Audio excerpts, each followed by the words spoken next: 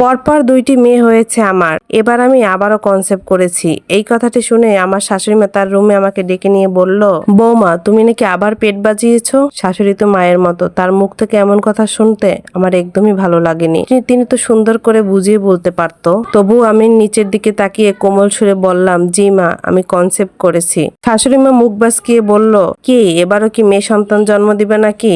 আমি তখন চোখ নিচের দিকে নামিয়ে কাপা কাপা কণ্ঠে বলতে শুরু করলাম, ছেলে মেয়ে তো মা আমার হাতে নেই, এটা আল্লাহর দেওয়া ইচ্ছা, আল্লাহর দেওয়া রহমত, এটা তো আমার কোনো হাত নেই মা। শাশুড়িমা রেগে গেলেন। তিনি বললেন, শোনো বৌমা, আমি অত কথা বুঝি না, আমার পুত্র সন্তান চাই। এবারও যদি তোমার কন্যা সন্তান হয় তাহলে এই বাড়ির দরজা তোমার জন্য চিরতরে বন্ধ হয়ে যাবে। আমার ছেলে সন্তান চাই, আমার উত্তরাধিকারী চাই। এবার ছেলে সন্তান না হলে তালাক দিয়ে দেব, 1-2 তালাক না 3 তালাক দিয়ে দেব। কথাটা বুঝতে পারছো? শাশুড়ি মায়ের মুখে এমন কথা শোনার পর আমার শরীর ভয়ে থরথর করছে। ওখান থেকে পা নাড়াতে পারছি না, মনে হচ্ছে যেন আমি নিচের দিকে ঢুকে যাচ্ছি। কেমন যে একটা অবস্থা আপনাদের বলে বোঝাতে পারবো না। শাশুড়ি মা বলল, কি হলো, এখানে খাম্বার মতো দাঁড়িয়ে আছো কেন? তখন আমি চোখ ভরা জল নিয়ে ওখান থেকে দ্রুত চলে আসলাম। রাতে স্বামী বাসায় আসার পর তাকে সবকিছু বললাম। মা বলেছে এবার নাকি ছেলে সন্তান না হলে আমাকে তালাক দিয়ে দেবে। আমার স্বামী এসব কথায় কিছু না বলে আমাকে বলল, দেখো তো কয়টা বাজে, রাত কয়টা হলো। তখন আমি বললাম, আমি তোমাকে একটা কথা বলেছি, তুমি কি শুনতে পাইছো?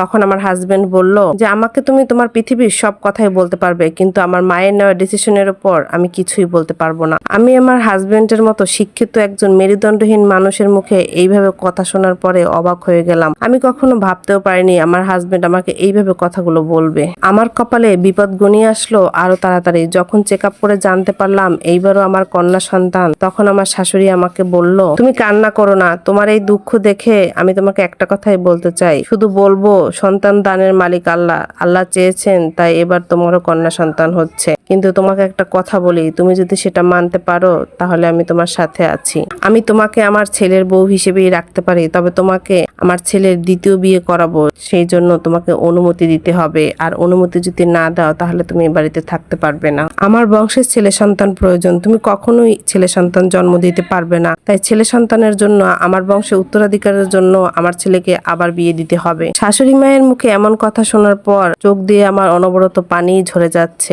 বারবার হাত দিয়ে চোখের পানি মুছছি, কি যে বলবো কোনো ভাষা খুঁজে পাচ্ছিলাম না। আমার স্বামী হলো মা ভক্ত ছেলে। আমার শাশুড়ি যদি বলে এখনই তোর বউকে তালাক দে, সে 1 সেকেন্ডও সময় নেবে না আমাকে ছাড়তে। আবার যদি বলে তুই এখনই দ্বিতীয় বিয়ে করবি, সে 1 সেকেন্ডও সময় নেবে না, সাথে সাথে সে দ্বিতীয় বিয়ের জন্য প্রস্তুত হয়ে যাবে। এতই মা ভক্ত ছেলে সে। আমি এখন একটা সিদ্ধান্ত যেতে চাই, এক হচ্ছে আমার স্বামীর কাছ থেকে চলে যাওয়া, আর দ্বিতীয় হচ্ছে তাকে দ্বিতীয় বিয়ের অনুমতি দেওয়া। কোনটা করব নিজে বুঝতে পারছি না। আমি তখন কান্না করতে করতে বললাম, মা আপনি আমাকে 2টা দিন সময় দেবেন? মা বলল, আচ্ছা ঠিক আছে, কিন্তু এরপর কিন্তু আর তোমাকে আর কোনো সময় দেওয়া হবে না। আমি বললাম, আচ্ছা ঠিক আছে। শাশুড়ি মা বলল, এবার তাহলে বাসায় চলো। আমি বললাম, না মা আমি যাব না, এই 2টা দিন আমাকে আমার ভাগ্য খুঁজতে হবে। শাশুড়ি মা বলল, তুমি কিন্তু তোমার নিজের ইচ্ছাই থেকে যাচ্ছ, এরপর যদি কোনো বিপদ আপদ হয় তাহলে কিন্তু আমার ছেলের কোনো দায় নেই। আমি তার কথা শুনে মনে মনে এটাই বুঝতে পারলাম যে আমার যদি কোনো বিপদ হয় বা আমার যদি কিছু হয়ে যায় তাহলে তার অনেক ভালোই হবে। এরপর তিনি তার বাড়ির দিকে চলে গেল আর আমিও রওনা হলাম আমার বাবার বাড়ির দিকে। রাত অনেক হয়েছে, চোখ মুছে কাঁদতে কাঁদতে বাবার বাড়ির দিকে যাচ্ছিলাম। বাড়িতে গিয়ে দরজায় ধাক্কা দিয়েই বাবা দরজাটি খুললেন। বাবা আমাকে দেখে কাঁপা কাঁপা কণ্ঠে বলল, কিরে মা, এত রাতে তুই, জামাই কই, এই অবস্থায় এত রাতে তুই এভাবে? আমি বাবাকে ধরে হাউমাউ করে কান্না করে দিলাম আর বললাম, বাবা আমার শাশুড়িমা আমাকে ডিভোর্স দিতে চায় আর তোমার জামাইও এতে রাজি। আমি যদি তার ছেলের দ্বিতীয় বিয়েতে রাজি হই তাহলে তারা আমাকে সেই বাসায় রাখবে। আমার বাবা এসব কথা শুনে কাঁপা কাঁপা কণ্ঠে বলল, তারা কি মগের মূল্য পেয়েছে নাকি? আমার ভাইয়া শুয়েছিলেন, ভাইয়া উঠে এসে বলছে, কি হয়েছে? ভাইয়া সবকিছু শুনলো, তারপর বলল, ওই হারামজাদা একটা মানুষ না, ও একটা কাপুরুষ। ভাবি বলল, তুমি চিন্তা করো না, ওরা ডিভোর্স দিয়ে দিক, তুমি মেয়ে 2টা নিয়ে চলে এসো, ওরা ডিভোর্স দিয়ে দিক, তুমি আমার কাছেই থাকবে, তুমি এত কিছু চিন্তা করো না। পরের দিন আমি আমার মেয়ে 2টোকে আনতে গেলাম। আনতে যাওয়ার সময় দেখলাম আমার মেয়ে 2টো সেখানে নেই। আমার স্বামীকে জিজ্ঞেস করায় তিনি বলল, ওরা ওর দাদির সাথে নতুন মাকে আনতে গিয়েছে। তখন আমি রাগী কণ্ঠে বললাম, এই নষ্টামির কাজে আমার মেয়ে 2টোকে লিপ্ত করো না, এই মেয়ে 2টোর জন্যই তুমি আজকে আমাকে ডিভোর্স দিচ্ছ। দিচ্ছ। আমার স্বামী তখন বলল, মেয়েদের জন্য তোকে ডিভোর্স দিচ্ছি না, তোকে ডিভোর্স দিচ্ছি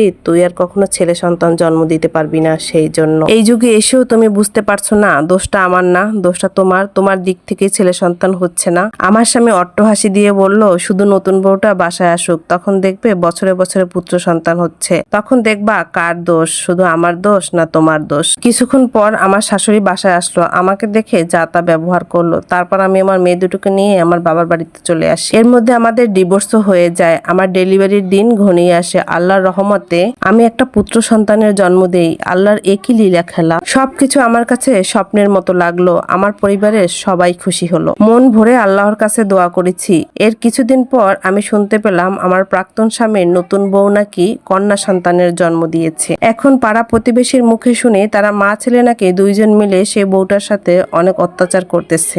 যা হয়েছে আমার জীবনে আলহামদুলিল্লাহ, ওরকম বেঈমান পুরুষের মুখ দ্বিতীয়বার যেন আমার দেখা না লাগে।